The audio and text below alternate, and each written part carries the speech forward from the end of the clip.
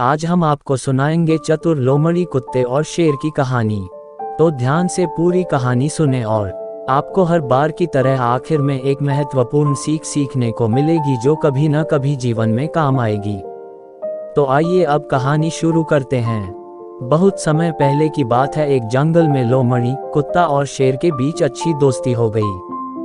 तीनों ने एक दिन बैठकर योजना बनाई कि साथ में मिलकर शिकार किया करेंगे।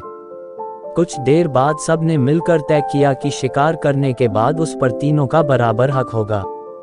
ये फैसला लेने के बाद तीनों दोस्त शिकार के लिए किसी जानवर की तलाश में जंगल की ओर निकल गए। कुछ ही दूर जाकर उन तीनों को जंगल में एक हिरण दिखा।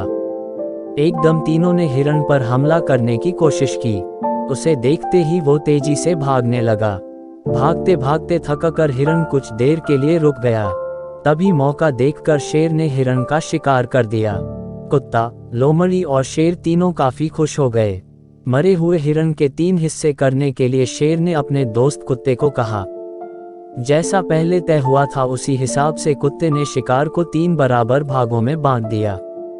ये देखकर शेर को बिल्कुल भी अच्छा नहीं लगा। वो गुस्से में जोर जोर से दहाड़ने लगा। दहाड़ते दहाड़ते शेर ने कुत्ते पर हमला करके उसे अपने दांतों और पंजों की मदद से 2 टुकड़ों में बांट दिया। लोमड़ी ये सब होते हुए देख रही थी। तभी शेर ने एकदम से लोमड़ी को कहा, चलो दोस्त, अब तुम इस शिकार का अपना हिस्सा ले लो। लोमड़ी चतुर और समझदार दोनों ही थी।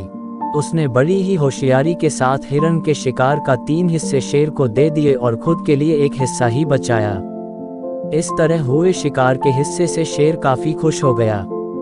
उसने हंसते हुए लोमड़ी से कहा, अरे वाह, तुमने एकदम मेरे मन का काम किया है। तुम्हारा दिमाग काफी तेज है। इतना कहते ही शेर ने लोमड़ी से पूछा, तुम इतनी समझदार कैसे हो? तुम्हें कैसे पता चला कि मैं क्या चाहता हूँ? तुमने इतना अच्छे से शिकार को बांटना कहाँ से सीखा है? शेर के सवालों का जवाब देते हुए लोमड़ी बोली, आप जंगल के राजा हैं और आपको कैसे शिकार का भाग देना है ये जानना कठिन नहीं है। साथ ही मैंने उस कुत्ते की हालत भी देख ली थी। उसके साथ जो कुछ भी हुआ उससे सीख लेते हुए मैंने ऐसी होशियारी दिखाई है। जवाब सुनकर शेर काफी खुश हुआ। उसने कहा कि तुम सच में बुद्धिमान और चतुर हो। कहानी से सीख, हम सभी को अपनी ही नहीं बल्कि दूसरों की गलतियों से भी नई बातों को सीखना चाहिए।